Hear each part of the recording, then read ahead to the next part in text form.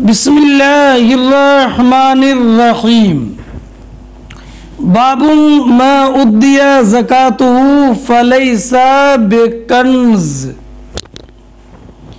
یہ باب اس بیان میں کہ جس مال کی زکوٰۃ ادا کر دی جائے وہ کنز نہیں ہے، یعنی ان الذین یکنزون الذهب والفضة ولا ينفقونها في سبیل اللہ فبشرهم بعذاب علیم۔ تو جس کنز کے جمع کرنے اور خرچ نہ کرنے پر یہ وعید شدید ہے، تو جس مال کی زکوٰۃ نکال دی جائے اور زکوٰۃ کا مال زکوٰۃ نکالنے کے بعد جو مال بچے وہ مال کنز نہیں ہے، اور نہ اس کا جمع کرنا ممنوع، اور نہ اس کے جمع کرنے پر یہ عذاب علیم کی بشارت اور عذاب علیم کا ترتب۔ لقول النبی صلی اللہ علیہ وسلم لیس فیما دون خمس او اواق صدقہ، اس لیے کہ نبی اکرم صلی اللہ تعالی علیہ وسلم نے ارشاد فرمایا کہ 5 اوقیہ یعنی 200 درہم سے کم میں زکوٰۃ نہیں ہے۔ 5 اوقیہ سے کم یعنی 200 درہم سے کم میں زکوٰۃ نہیں ہے۔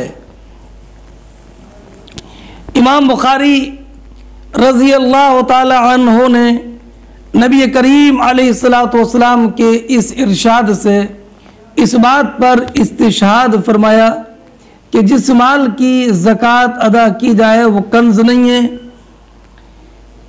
اس لیے کہ کنز کی 2 شرطیں ہیں، ایک یہ کہ نصاب ہو اور دوسرا یہ کہ اس کی زکوٰۃ نہ نکالی جائے۔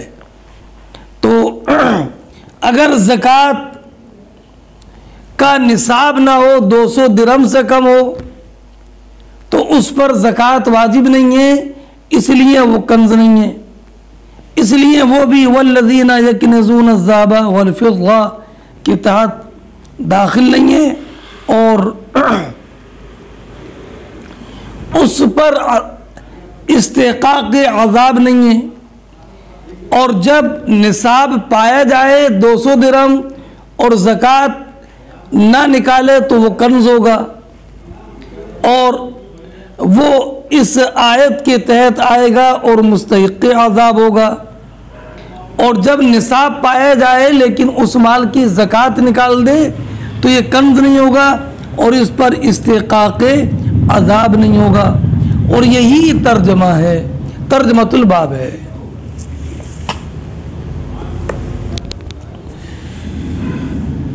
حدثنا احمد بن شعیب ابن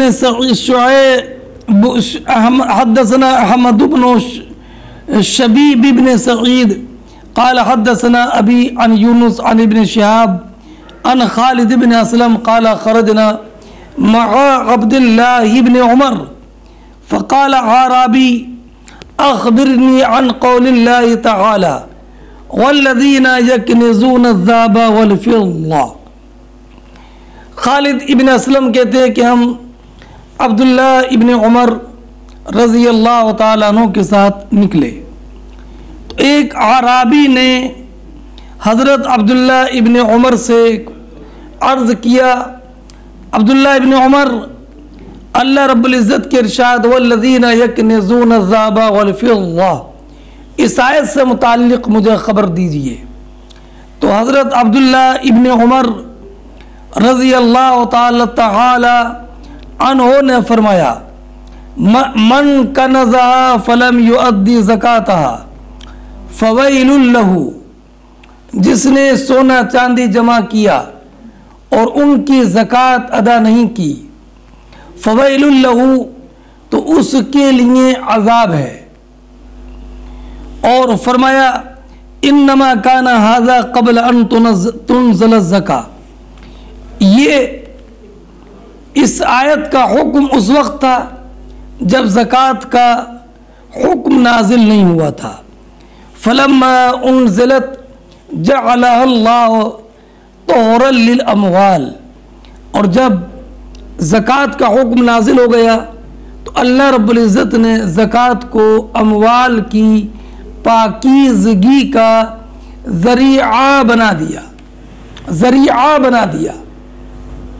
اب زکوٰۃ ادا کرنے سے مال پاک ہو گیا، اب اس مال کے جمع کرنے پر کوئی وعید اور عذاب کا ترتب نہیں ہے۔ ہاں، اس لیے کہ جس نے زکوٰۃ ادا کر دی اور مال جمع کیا تو اس پر عذاب نہیں ہے، اس لیے کہ عذاب اس پر ہے جس نے مال جمع کیا اور اس کی زکوٰۃ ادا نہیں کی۔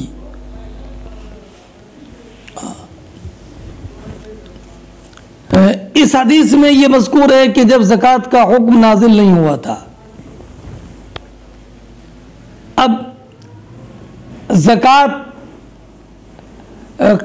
زکوٰۃ کا حکم کب نازل ہوا اس کی تعیین میں اختلاف ہے۔ اکثر علماء کے نزدیک زکوٰۃ ہجرت کے بعد فرض ہوئی ہے، اور ایک قول یہ ہے کہ زکوٰۃ سن 2 ہجری میں روزے فرض ہونے سے پہلے فرض ہوئی۔ اس حدیث میں یہ ذکر کیا گیا کہ اللہ رب العزت نے زکوٰۃ کو مالوں کی پاکیزگی کا ذریعہ بنایا، اس لیے زکوٰۃ بنی ہاشم کے لیے جائز نہیں ہے،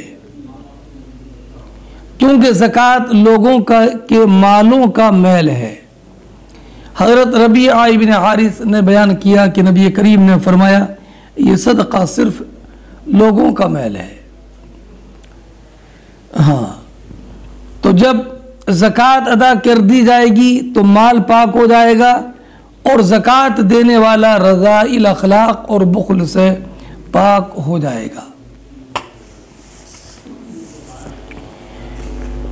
اگلی روایت دیکھیں، حدثنا اسحاق بن یزید قال اخبرنا شعیب بن اسحاق قال اخبرنا الاوزاعی قال اخبرنی یحییٰ ابن ابی کثیر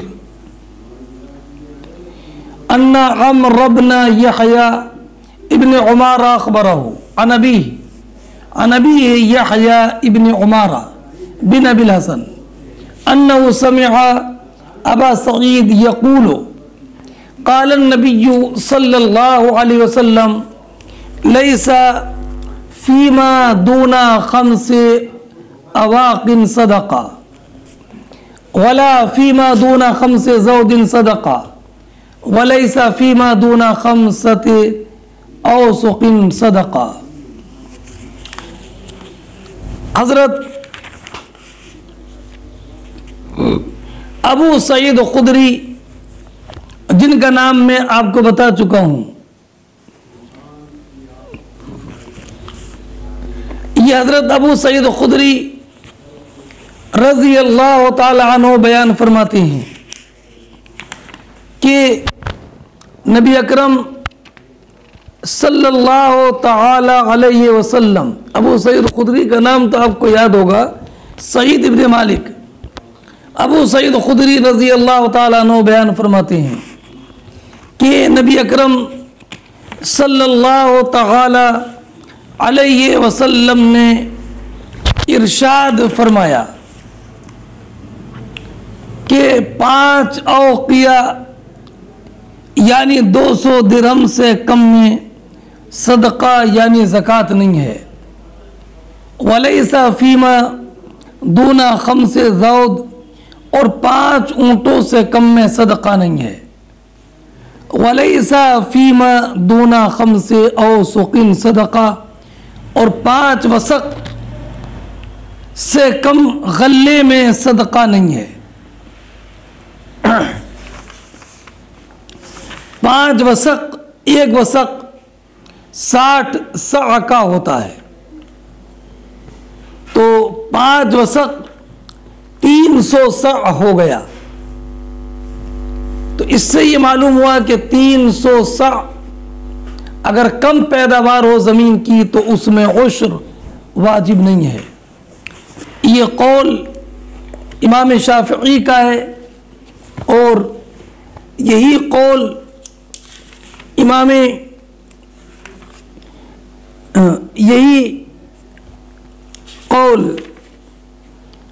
امام ابو یوسف اور امام محمد کا ہے۔ اور امام اعظم کا مذہب یہ ہے کہ زمین کی پیداوار کا کوئی نصاب نہیں، تھوڑی سی پیداوار ہو یا زیادہ سب میں عشر واجب ہے۔ ہم اس مسئلے کے تعلق سے بھی تفصیل سے کلام کرتے ہیں، ابھی تفصیل ہم اس کی ذکر کرتے ہیں۔ مطابقت ترجمۃ الباب سے اس طور پر ہے کہ جب 5 وسق سے کم، جب 5 اوقیہ سے کم میں زکوٰۃ نہیں ہے، تو اس سے معلوم ہوا کہ اگر 5 اوقیہ 200 درہم سے کم چاندی ہے اور وہ اس انسان کے پاس ہے، وہ انسان اس کو جمع کیے ہوئے ہے، تو اس پر کوئی وعید نہیں ہے۔ اور یا 200 درہم ہے لیکن اس کی زکوٰۃ نکال دی اس نے، تو زکوٰۃ نکالنے کے بعد جو بچا اس میں بھی اس پر کوئی گناہ نہیں ہے۔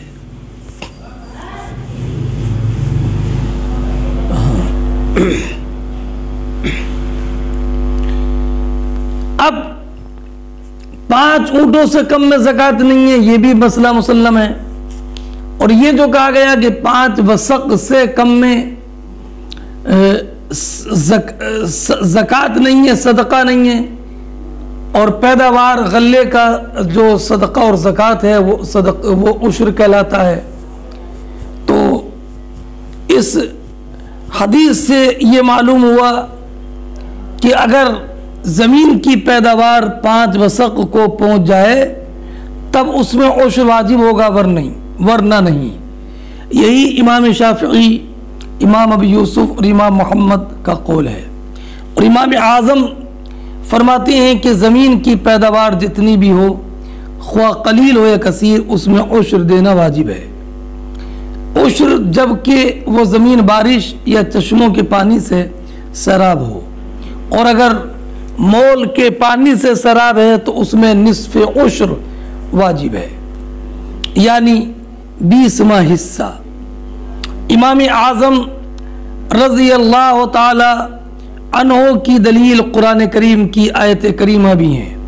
قرآن فرماتا کلوا من ثمرہ اذا اثمر وآتوا حقہ یوم حصادہ، درخت جب پھل دے تو اس پھل سے کھاؤ اور اس کی کٹائی کے دن اس کا حق ادا کرو۔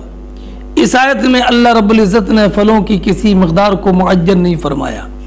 اس سے معلوم ہوا کہ درختوں کے پھلوں پر مطلقاً عشر واجب ہے، خواہ ان کی مقدار قلیل ہو یا کثیر۔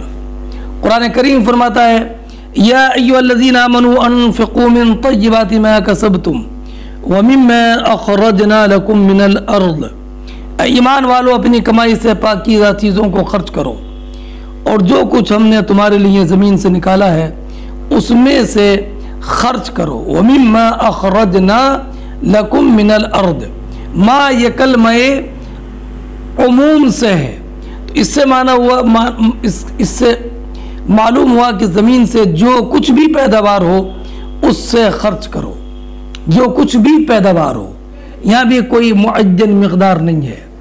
اس سے معلوم ہوا کہ جو کچھ پیدا کیا چاہے خواہ قلیل ہو یا کثیر اس میں سے خرچ کرو۔ ان دونوں آیتوں کا حاصل یہی ہوا کہ زمین کی پیداوار قلیل ہو یا کثیر اس میں عشر واجب ہے۔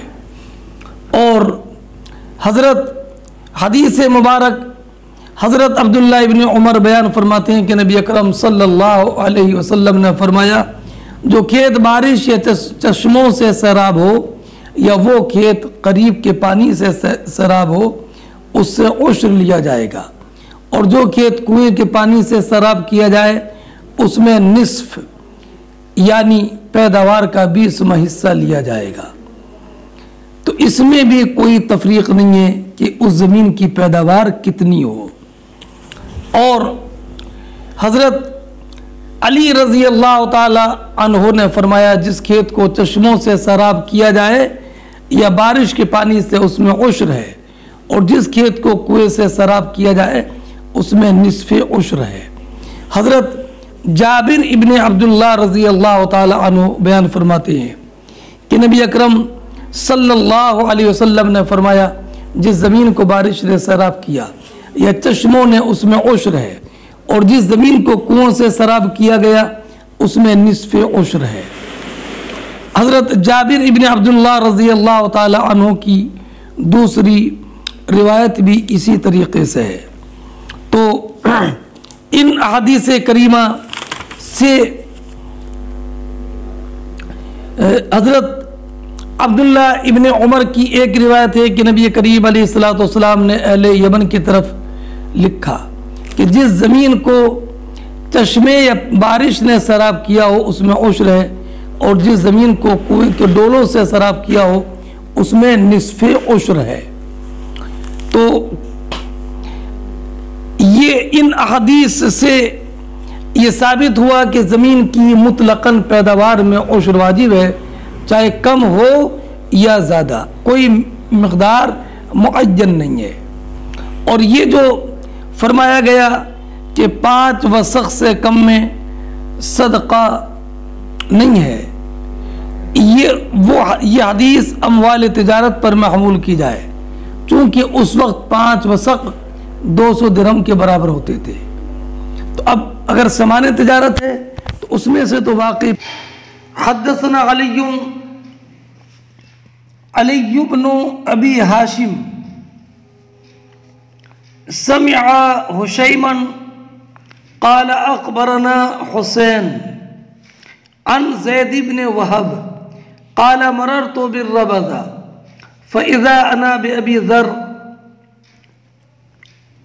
فقلت له ما أنزلك منزلك هذا قال كنت بالشام فاختلفت أنا ومعاوية في والذين يكنزون الذهب والفضة ولا ينفقونها في سبيل الله قال معاوية نزلت في أهل الكتاب قلت نزلت فينا وفيهم فكان بيني وبينه في ذلك وكتب إلى عثمان رضي الله تعالى عنه يشكوني فكتب إلي عثمان أن أقدم المدينة فقدمتها فكثر علي الناس حتى كأنهم لم يروني قبل ذلك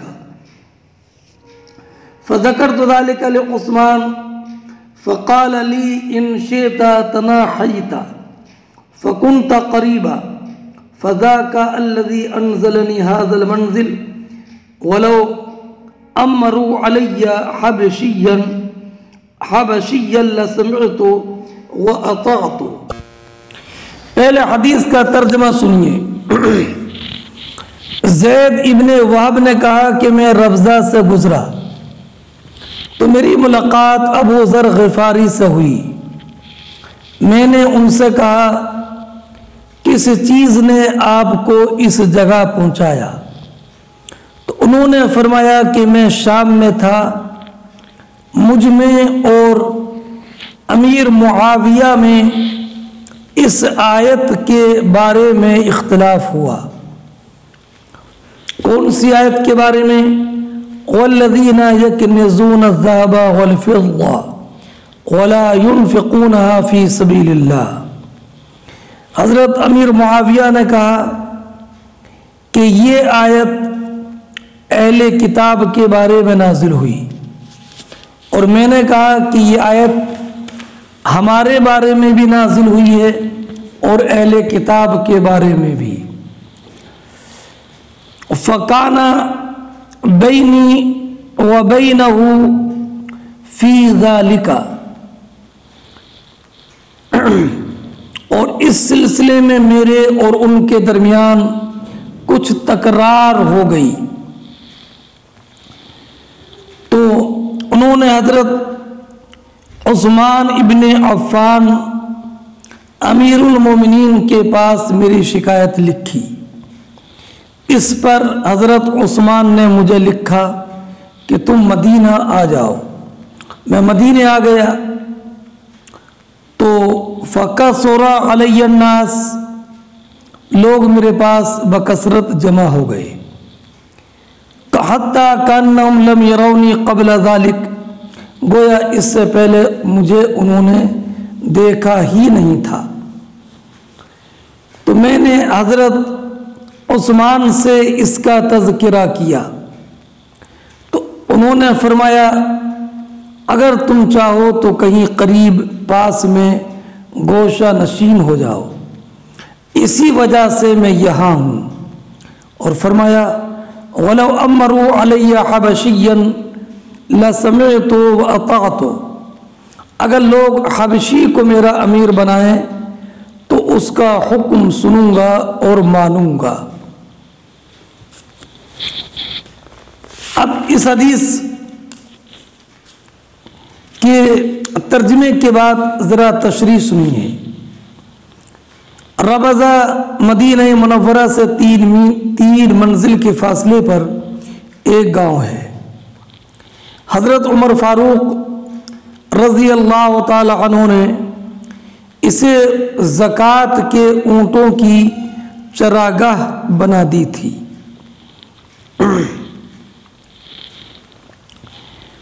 اب حضرت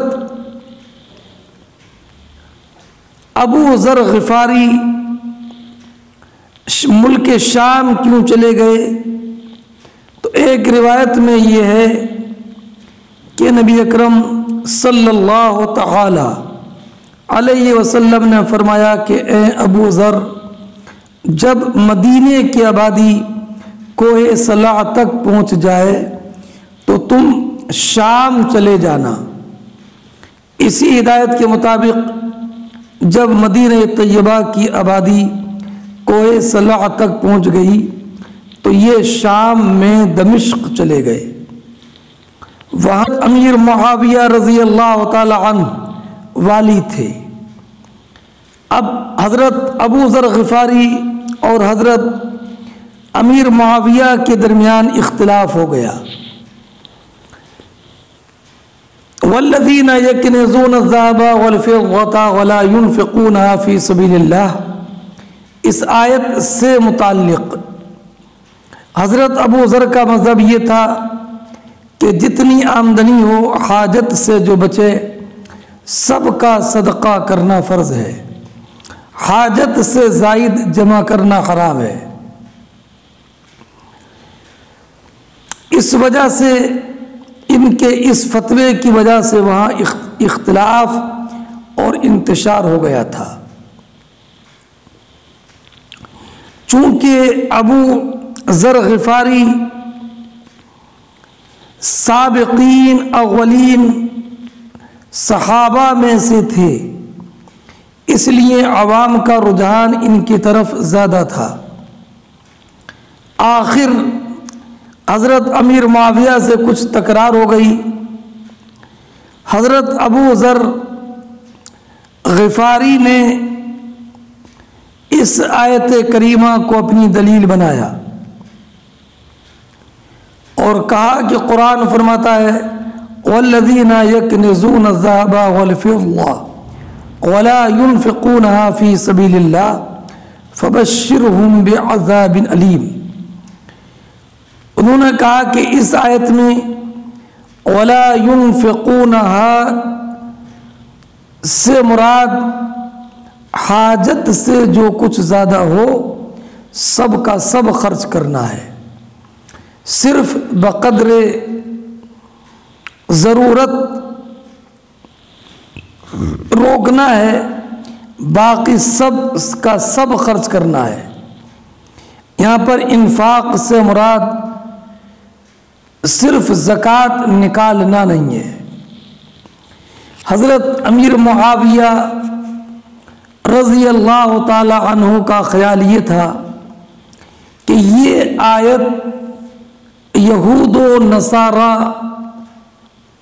کے احبار یہود و نصارہ کے بارے میں نازل ہوئی ہے، اس لیے کہ اس آیت کا پہلا حصہ یہ ہے ان کثیرا من الاحبار والرہبان لا یأکلون اموال الناس بالباطل ویصدون عن سبیل اللہ۔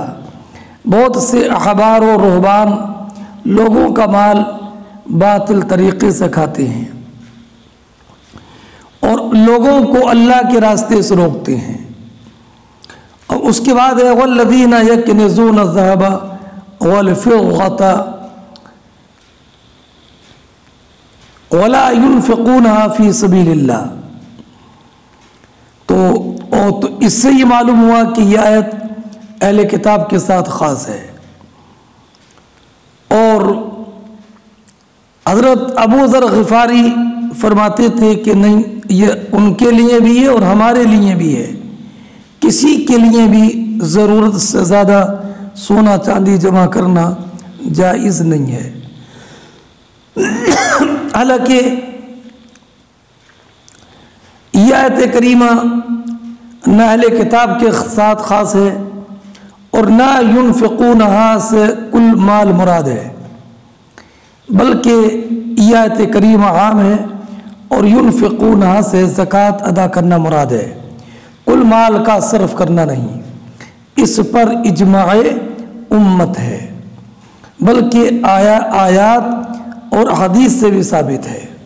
قرآن کریم فرماتا ہے وَلَا تَبْسُطْهَا كُلَّ الْبَسْطِ فَتَقْعُدَ مَلُومًا مَحْسُورًا، اور ہاتھ ایک دم مت پھیلا دے ورنہ ملامت خوردہ حسرت زدہ ہو کر بیٹھا رہے گا۔ ہاں فَقَصُرَ عَلَيَّ النَّاسِ، حضرت ابو ذر غفاری مشہور صحابی تھے اور ان کا اس تعلق سے مذہب پوری امت سے الگ تھا، اس لیے لوگ ان سے طرح طرح کے سوالات کرتے، جس سے گھبرا کر حضرت عثمان ابن عفان کی خدمت میں انہوں نے شکایت کی۔ تو حضرت عثمان ابن عفان نے دو باتیں پیش کی، آپ چاہیں تو میرے گھر رہیں، اونٹنیاں دروازے پر حاضر کی جائیں گی، یعنی نہ کہیں جائیں نہ کسی سے ملے جلے، چاہے تو مدینے کے قریب کہیں رہائش اختیار کر لیں۔ حضرت ابو ذر غفاری نے مدینہ منورہ سے قریب مقام ربضہ میں رہائش اختیار کر لی، اور جب زید ابن وہب کی ملاقات ابو ذر غفاری سے ہوئی اور آپ پوچھا کہ آپ یہاں پر کیسے، تو انہوں نے کہا کہ حضرت عثمان ابن عفان رضی اللہ تعالی عنہ نے مجھے یہاں پر بھیج دیا ہے، اور وہ امیر المومنین ہیں، ان کی اطاعت مجھ پر واجب ہے۔ وَلَوْ أَمَّرُوا عَلَيَّ حَبَشِيًّا لَسَمِعْتُ وَأَطَعْتُ۔ حضرت عثمان ابن عفان تو عثمان ابن عفان ہیں، اگر لوگ حبشی کو امیر بنا دیں تو اس کا حکم بھی سنوں گا اور اس کی بات مانوں گا۔ یہ حضرت ابو ذر غفاری رضی اللہ تعالی عنہ نے حضرت زید ابن وہب کو جواب دیا۔ ہاں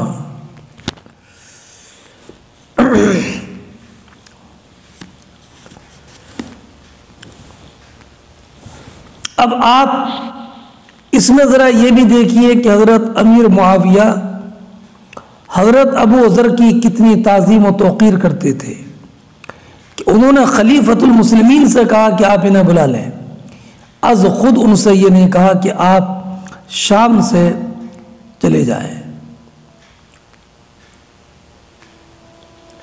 اور علامہ طبری نے یہ کہا کہ جب لوگوں نے مدینے میں حضرت عثمان سے بکثرت سوال کیے کہ ابو ذر کو شام سے کیوں بلایا، تو حضرت عثمان نے حضرت ابو ذر سے کہا کہ آپ مدینے کے قریب کسی جگہ چلے جائیں، تو حضرت ابو ذر غفاری ربضہ چلے گئے۔ اس حدیث سے یہ ثابت ہوا کہ انسان کے لیے یہ جائز ہے کہ وہ نیکی کا حکم دے اور برائی سے روکنے میں شدت اختیار کرے۔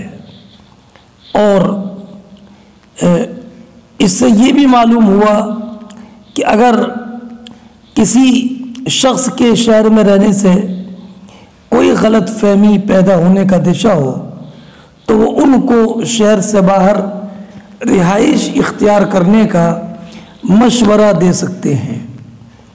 اور اس سے یہ بھی معلوم ہوا کہ جب کسی عالم کا امیر شہر سے کسی مسئلے میں اختلاف ہو تو وہ اس کے خلاف بغاوت نہ کرے بلکہ اس کی اطاعت کرے، فتنہ برپا نہ کرے، اس لیے کہ قرآن فرماتا ہے وَالْفِتْنَةُ أَشَدُّ مِنَ الْقَتْلِ، کہ فتنہ قتل سے بھی زیادہ سخت ہوتا ہے، سخت ہوتا ہے۔ اللہ اکبر کبیرہ۔ اور اس سے حضرت ابو ذر غفاری کی دنیا سے بے رغبتی کا اندازہ بھی لگایا جا سکتا ہے کہ انہوں نے کبھی بھی دنیا کی طرف رغبت نہیں کی۔ حدثنا عیاش قال حدثنا عبد العالى قال حدثنا الجريري عن ابي العلا عن الاحنف بن قيس قال جلست تحويل اسناد وحدثني اسحاق بن منصور قال حدثنا عبد الصمد قال حدثني ابي قال حدثنا الجريري قال حدثنا ابو العلا ابن شخير ان الاحنف بن قيس حدثهم قال جلست الى ملأ من قريش فجاء رجل شخن الشعر والثياب والهيئة حتى قام عليهم فسلم ثم قال بشر الكانزين برزف يحمى عليه في نار جہنم۔ اللہ اکبر کبیرہ۔ پہلے میں اس حدیث کا ترجمہ کرتا ہوں اور ترجمہ سننے سے پہلے ایک بات یہ ذہن نشین رکھیں کہ یہ عیاش ابن ولید ہیں، ان کے شیخ عبد العالی بن عبد العالی ابو محمد سامی ہیں، اور ان کے شیخ سعید ابن ابی ایاس الجریری ہیں، ان کے شیخ ابو العالی یزید ابن عبداللہ الشخیر ہیں، انہوں نے احنف ابن قیس سے روایت کیا۔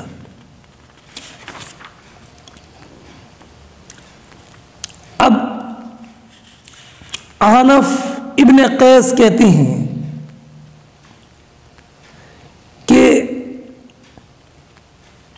میں قریش کی ایک جماعت میں بیٹھا ہوا تھا، ایک جماعت میں بیٹھا ہوا تھا، حتی فجاء رجل، تو ایک شخص آئے خشن الشعر والثياب، جن کے بال سخت اور کپڑے موٹے تھے، والہیئت، اور ان کی شکل معمولی تھی۔ اب دوسری روایت میں ہے کہ لوگوں نے کہا کہ یہ ابو ذر ہیں، ابو ذر غفاری۔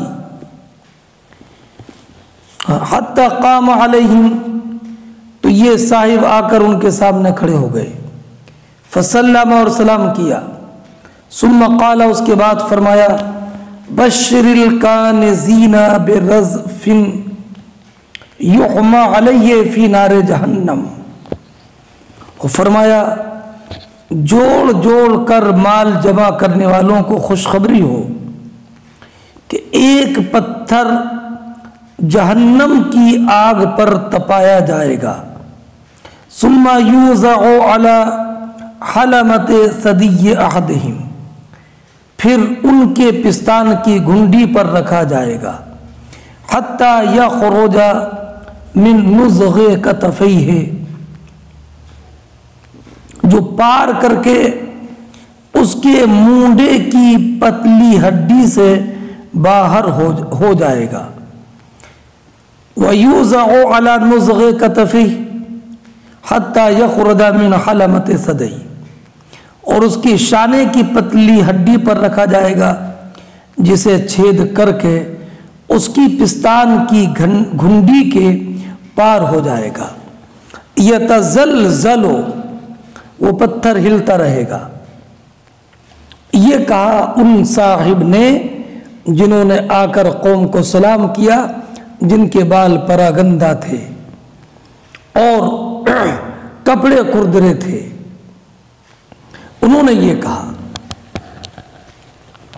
اور یہ کہنے والے کون تھے؟ ابو ذر غفاری۔ اور یہ کہا ثم ولّا، پھر وہ واپس ہو گئے،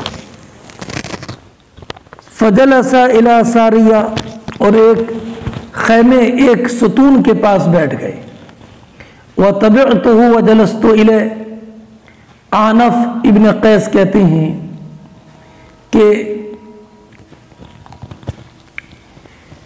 میں ان کے پیچھے ہو لیا، وَجَلَسْتُ إِلَيْهِ، اور ان کے پاس بیٹھ گیا، وَأَنَا لَا أَدْرِي مَنْ ہوا، اور میں یہ نہیں جانتا تھا کہ یہ کون ہے، فَقُلْتُ لَهُ لَا أُرَى الْقَوْمَ إِلَّا قَدْ كَرِهُوا الَّذِي قُلْتَ، تو میں نے ان سے کہا کہ میرا اندازہ ہے کہ لوگوں نے آپ کی بات کو ناپسند کیا۔ قَالَ إِنَّهُمْ لَا يَعْقِلُونَ شَيْئًا، تو انہوں نے فرمایا کہ یہ لوگ نہیں سمجھتے، کچھ بھی نہیں سمجھتے، کچھ بھی، یہ کچھ بھی نہیں سمجھتے۔ قال علی خلیلی، مجھ سے یہ میرے خلیل نے بتایا، تو میں نے کہا ومن خلیلو کا، آپ کے خلیل کون ہیں؟ تو فرمایا النبی صلی اللہ علیہ وسلم، تو بتایا کہ نبی کریم صلی اللہ علیہ وسلم ہے۔ تو کیا کہا سرکار نے، یا ابا ذر اتبصر احدا، اے ابو ذر احد پہاڑ دیکھتا ہے؟ احد پہاڑ دیکھتا ہے؟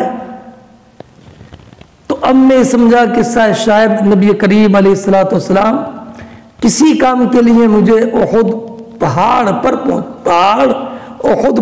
کی طرف بھیجیں گے۔ تو میں نے سورج کو دیکھا کہ کتنا ٹائم باقی رہ گیا، فرماتی ہیں، فرمایا کیا احد پہاڑ دیکھ رہا ہے؟ فرماتی ہیں فنظرت الی الشمس، یہ سن کر میں نے سورج دیکھا کہ ما بقی من النہار، کتنا دن رہ گیا ہے، وانا ارى، اور میں یہ سمجھ رہا تھا کہ نبی کریم علیہ السلام اپنے کسی کام سے مجھے بھیجیں گے، یرسلنی فی حاجت اللہ، قلت نعم، تو میں نے عرض کہا کہ ہاں دیکھتا ہوں. قال ما احب ان لی مثل احد ذهبا انفقه كلا. فرمایا اب یہ جملہ سنیے، سرکار نے فرمایا مجھے یہ پسند نہیں کہ میرے پاس احد کے برابر سونا ہو، مگر یہ کہ میں کل کا کل بانٹ دوں، الا ثلاثۃ دنانیر، سوائے 3 دینار کے، سوائے 3 دینار کے میں سب بانٹ دوں، ہے نا، صرف 3 دینار بچا کر رکھوں. 3 دینار کی تشریح علامہ قرطبی نے یہ بتائی کہ ایک اپنے اہل کے لیے، ایک غلام آزاد کرنے کے لیے، اور ایک قرض کے لیے. اور یہ بھی ہو سکتا ہے کہ سرکار نے جب یہ فرمایا تو جن کا نان نفقہ حضور پر واجب تھا وہ 3 دینار یومیہ رہا ہو، یا 3 دینار کسی کا قرض رہا ہو. ورنہ ایک حدیث آپ نے پڑھی ہے کہ سرکار نے فرمایا کہ میں یہ بھی پسند نہیں فرماتا کہ سونے کا ایک ٹکڑا گھر میں رات بھر رہے. اس لیے 3 دینار سرکار نے اس لیے یہاں پر رکھنے کی بات کہی کہ 3 دینار قرض رہا ہوگا یا 3 دینار کا یومیہ خرچ ازواج مطہرات کا رہا ہوگا، اور یا 1 دینار اہل و عیال کے خرچ کے لیے، ایک قرض کی ادائیگی کے لیے، اور ایک غلام آزاد کرنے کے لیے. تو اب ابو ذر غفاری فرماتے ہیں کہ سرکار نے فرمایا کہ میں سب خرچ کر دیتا اگر احد پہاڑ کے برابر سونا بھی ہوتا. تو ابو ذر غفاری فرماتے ہیں کہ سرکار نے مجھ سے یہ فرمایا، اس لیے میں ضرورت کے لائق ہی سونا چاندی رکھنے کی اجازت کا قائل ہوں، باقی سب خرچ کرنا لازم اور ضروری ہے. اور فرمایا اب ابو ذر غفاری نے فرمایا وَإِنَّ هَؤُلَاءِ لَا يَعْقِلُونَ، یہ لوگ سمجھتے نہیں ہیں. کیوں نہیں سمجھتے ہیں؟ إِنَّمَا يَجْمَعُونَ الدُّنْيَا، یہ دنیا جمع کرتے ہیں.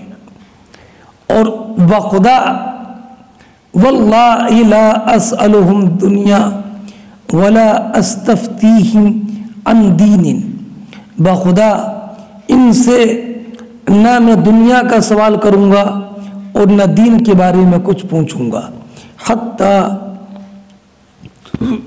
القى اللہ، یہاں تک کہ میں اللہ سے ملوں، اللہ سے ملوں. حضرت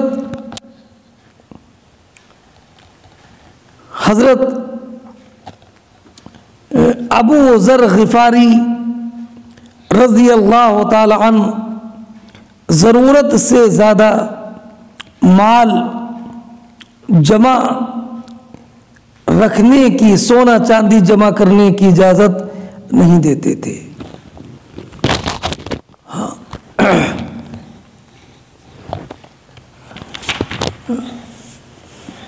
حضرت ابو ذر غفاری کی رائے صحابہ کرام علیہم الرحمت والرضوان نے تسلیم نہیں کی، یہاں تک کہ حضرت عثمان غنی نے بھی تسلیم نہیں کی رضی اللہ تعالیٰ عنہ. اس سے ظاہر ہو گیا کہ ان سب حضرات کا مذہب یہی ہے کہ اس آیت میں ينفقون سے مراد زکوٰۃ ادا کرنا ہے. اب زکوٰۃ اگر ادا کر دی تو اس کے بعد وہ کنز نہ رہا، اور یہی عنوان امام بخاری نے قائم فرمایا کہ ما ادیا زکاتہ فلیس بکنز، کہ جس مال کی زکوٰۃ ادا کی جائے وہ کنز نہیں ہے. اب اس حدیث سے یہ معلوم ہوا کہ ابو ذر غفاری رضی اللہ تعالی عنہ انسان کے لیے اپنی حاجت سے زیادہ جمع کرنے کو حرام سمجھتے تھے. اور یہ بھی معلوم ہوا کہ جو زکوٰۃ ادا نہ کرے اس کے لیے وعید شدید ہے۔ اور یہ بھی معلوم ہوا کہ سرکار اپنے اصحاب کی کنیت رکھتے تھے، کنیت رکھتے تھے، ہے نا؟ سرکار نے ہی ابو ذر ان کی کنیت رکھی۔ اور ہوا یہ کہ ذر یہ ذرتن کی جمع ہے جس کی معنی چھوٹی، چونٹی۔ ابو ذر غفاری جب نبی کریم علیہ الصلوۃ والسلام کے خدمت میں حاضر ہوئے اور اپنی قوم کی طرف واپس ہوئے، پھر ایک مدت کے بعد آئے، تو اب ان کا نام کیا تھا؟ یہ اس میں کچھ توہم ہو گیا، تو سرکار نے فرمایا انت ابو نملہ، تو کہا ابو ذر غفاری نے یا رسول اللہ بل ابو ذر۔ نملہ کے معنی چونٹی کے آتے ہیں اور ذر کے معنی بہت چوٹی، بہت چھوٹی چونٹی، تو کہا نہیں بلکہ یا رسول اللہ میں ابو نملہ نہیں بلکہ ابو ذر ہوں، اور تبھی سے ان کی کنیت ابو ذر ہو گئی۔ ابو ذر ان کا نام پہلے بتا دیا کہ ان کا نام جندب ابن جنادہ ہے، جندب ابن جنادہ ہے۔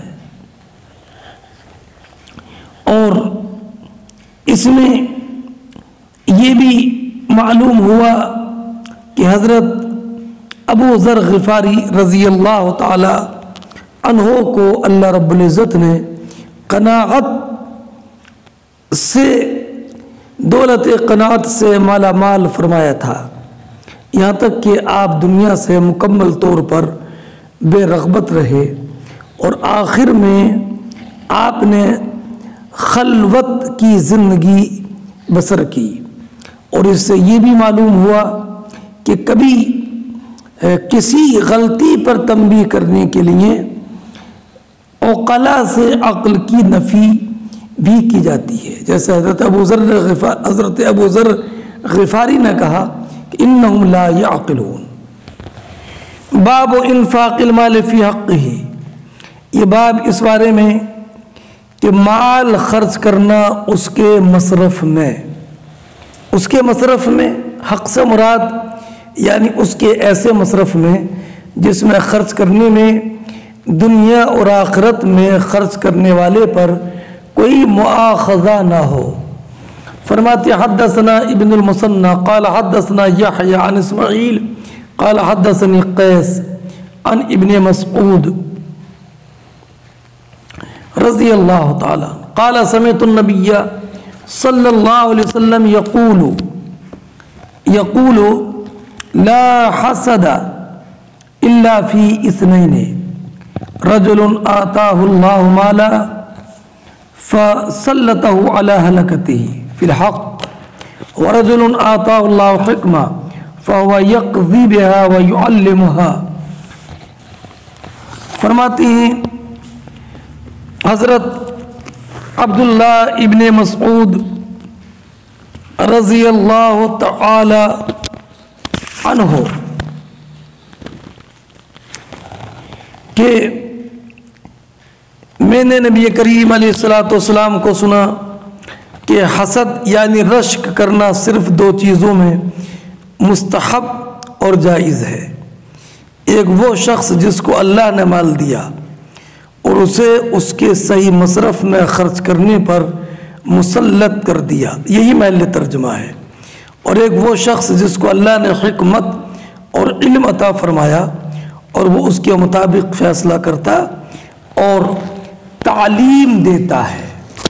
یہ حدیث گزر گئی ہے، حدیث نمبر 73 دیکھیے، اس میں کتاب العلم باب الاغتباط فی العلم والحکمہ، اس میں یہ حدیث مکمل گزری ہے، اور وہیں پر اس کی مکمل تفصیل اور تشریح بھی گزر چکی۔ باب الریا فی الصدقہ، یہ بات اس بارے میں کہ صدقے میں ریا کا بیان، ریا قرآن کریم فرماتا ہے ریا رویت سے بنا ایسا کام جس میں کہ دکھاوا مقصود ہو۔ قرآن کریم میں اللہ رب العزت جل جلالہ ارشاد فرماتا ہے یا ایھا الذین آمنوا لا تبطلوا صدقاتکم بالمن والأذى كالذي ينفق ماله رئاء الناس ولا يؤمنون بالله واليوم الآخر فمثله كمثل صفوان عليه تراب فأصابه وابل فتركه صلدا لا يقدرون على شيء مما كسبوا والله لا يهدي القوم الكافرين۔ یہ پوری آیت کریمہ ہے، اس لیے کہ اللہ رب العزت جل جلالہ نے ارشاد فرمایا اے ایمان والو، احسان جتا کر اور اذیت پہنچا کر اپنے صدقات ضائع نہ کرو، اس شخص کی طرح جو اپنا مال ریاکاری کے لیے خرچ کرتا ہے اور نہ اللہ پر ایمان رکھتا ہے اور نہ قیامت پر۔ اس کی مثل اس چکنے پتھر کی سی ہے جس پر تھوڑی سی مٹی ہو، پھر اس پر زور کی بارش ہوئی جس نے اس پتھر کو بالکل صاف کر دیا، اور وہ ریاکار اپنی کمائی سے کسی چیز پر قدرت نہیں پائیں گے، اور اللہ کافروں کو ہدایت نہیں دیتا ہے۔ اس آیت میں اللہ رب العزت نے اپنے صدقات کو احسان جتا کر اور تانے دے کر برباد کرنے سے منع فرمایا۔ جس طرح کوئی شخص ریاکاری اور دکھاوے کے لیے عمل کرتا ہے تو اسے آخرت میں اپنے عمل کا کوئی اجر نہیں ملتا ہے۔ اس سے یہ معلوم ہوا کہ دکھاوے کے لیے کوئی بھی نیک عمل کرنا یہ اپنے صدقے کو اپنے عمل کو باطل کرنا ہے۔ اب اس آیت میں فَتَرَكَهُ صَلْدًا لَا يَقْدِرُونَ عَلَى شَيْءٍ، تو سلدہ کا معنی کیا ہے؟ تو سلدہ کا معنی چکنا پتھر۔ حضرت وقال ابن عباس، عبداللہ ابن عباس رضی اللہ تعالی عنہما نے فرمایا کہ سلدہ لیس علی شیء، سلدہ کا معنی ہے وہ چیز، وہ پتھر جس پر کوئی چیز نہ ہو، جس پر کوئی چیز نہ ہو، چکنا پتھر۔ وقال اکرمہ وابل مطر شدید، اس آیت کریمہ میں ہے نا فَأَصَابَهُ وَابِلٌ، تو وابل کا معنی کیا ہے؟ مطر شدید۔ یہ حضرت اکرمہ عبداللہ ابن عباس کے شاگرد اکرمہ نے بتایا۔ وَالْطَلْ الندی، یہ جو ہے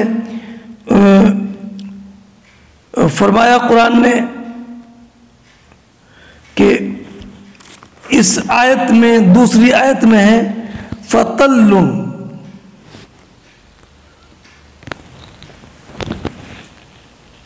دوسری آیت ہے مَثَلُ الَّذِينَ يُنْفِقُونَ أَمْوَالَهُمُ ابْتِغَاءَ مَرْضَاتِ اللَّهِ وَتَثْبِيتًا مِنْ أَنفُسِهِمْ كَمَثَلِ جَنَّةٍ بِرَبْوَةٍ أَصَابَهَا وَابِلٌ فَطَلٌ، تو تل کے معنی الندی، تل کے معنی شبنم ہے۔ یہ دوسری آیت کریمہ میں ہے۔ امام بخاری نے اس باب میں ریاکاری کی مذمت میں صرف قرآن مجید کی آیت پیش کرنے پر اختصار کیا ہے جس میں احسان جتانے اور تانا دینے والے کو ریاکار سے تشبیہ دی ہے، اور مشبہ بھی مشبہ سے اقوی ہوتا ہے۔ اس کا مطلب یہ کہ ریاکاری احسان جتانے اور تانا دینے سے بھی زیادہ بڑا گناہ ہے، بڑا گناہ ہے۔ ہاں، اگلی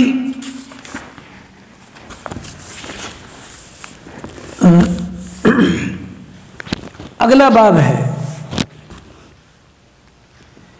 باب لا يقبل الله صدقة من غلول ولا يقبل إلا من كسب طيب لقوله تعالى قول معروف ومغفرة من خير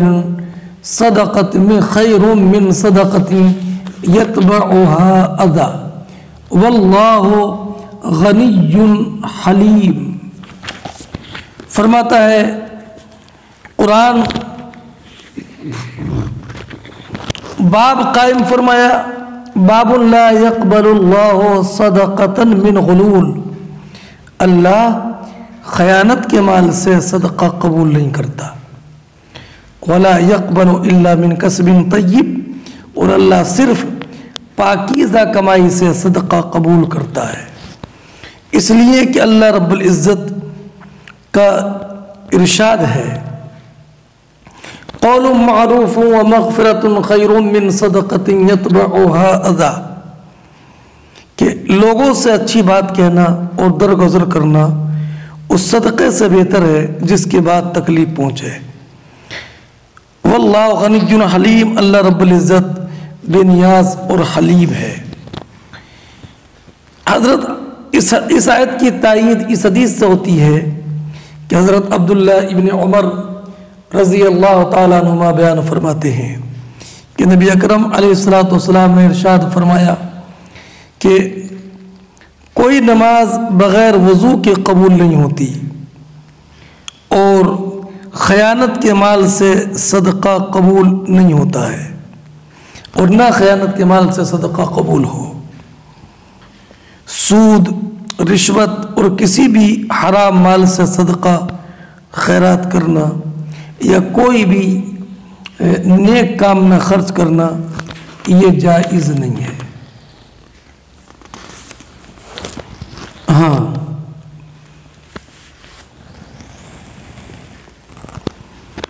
اور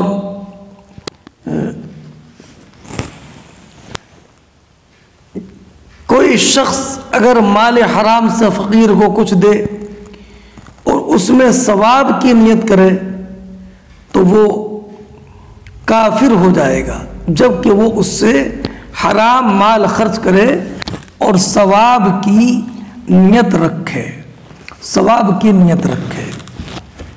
اب رہا یہ کہ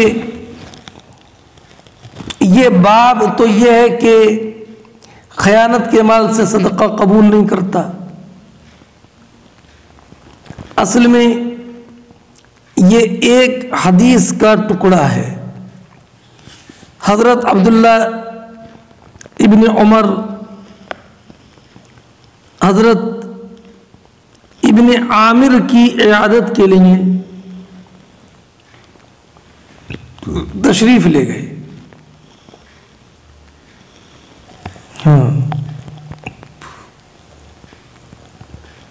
فرماتے ہیں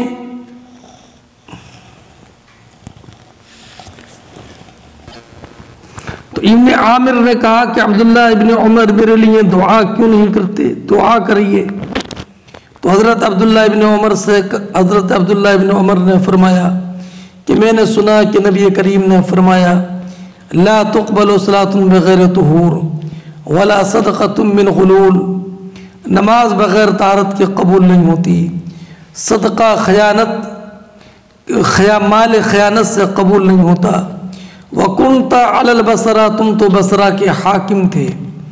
گویا کہ عبداللہ ابن عمر نے دعا کو قیاس کیا نماز پر کہ جیسے نماز تبھی ہوگی جب کہ وہ طہارت کے ساتھ ہو اور کوئی نجاست حقیقیہ یا حکمیہ نہ ہو، ایسی دعا جو کہ وہی قبول ہوگی جو کہ لوگوں کے حقوق جب کہ باقی نہ رہیں اور لوگوں کے مطالبات جس کے لیے دعا کی جائے اس سے متعلق نہ ہوں۔ اور آپ تو بصرہ پر حاکم تھے اور آپ سے لوگوں کے حقوق متعلق ہیں، گویا کہ حضرت عبداللہ ابن عمر رضی اللہ تعالی عنہ نے حضرت ابن عامر کو توبہ پر ابھارا اور اس پر توبیخ کی۔ اب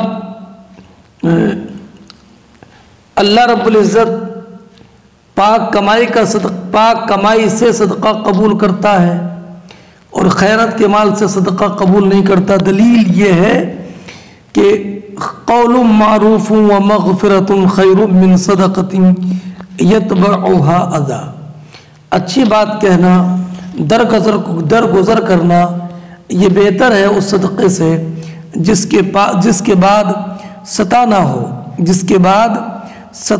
ہو۔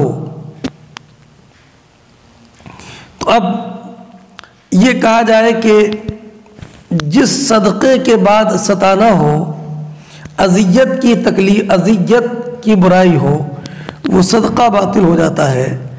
تو یہ خیانت تو غصب ہے، اور جب یہ صدقے میں غصب خیانت کیا ہوا مال، خیانت والا مال دیا جائے گا تو اس سے صدقہ بدرجہ اولا باطل ہو جائے گا۔ اور یہ جو فرمایا قول معروف و مغفرہ، اچھی بات کہہ دینا، یعنی سائل کو اچھے کلمات کہہ کر واپس کر دینا اور اس کے لیے دعا کر دینا، وہ مغفرہ، اور سائل اگر سوال میں کچھ بہت زیادہ سوال میں اپنی حد سے آگے بڑھ جائے اور سوال میں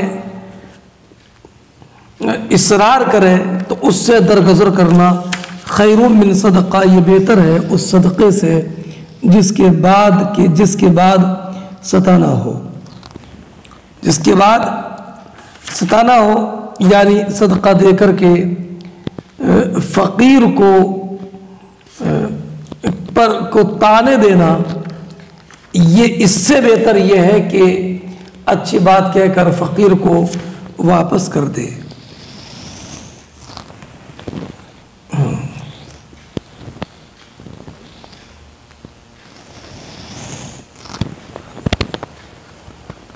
قول معروف و مغفرہ خیر من صدقہ یتبعها اذی واللہ غنی حلیم، اللہ رب العزت غنی ہے بندوں کے صدقے سے، اگر چاہے وہ تو ساری مخلوق کو غنی بنا دے، لیکن غنا اللہ رب العزت نے سب کو عطا نہیں فرمایا، تاکہ دیکھیں کہ وہ بعض کو عطا کیا کہ تاکہ اللہ رب العزت آزمائے کہ شکر کیسے ادا کرتے ہیں، اور بعض کو فقر میں مبتلا کیا تاکہ آزمائے کہ وہ صبر کیسے کرتے ہیں۔ حلیم ہے اللہ رب العزت، کسی مجرم کو سزا دینے میں جلدی نہیں فرماتا۔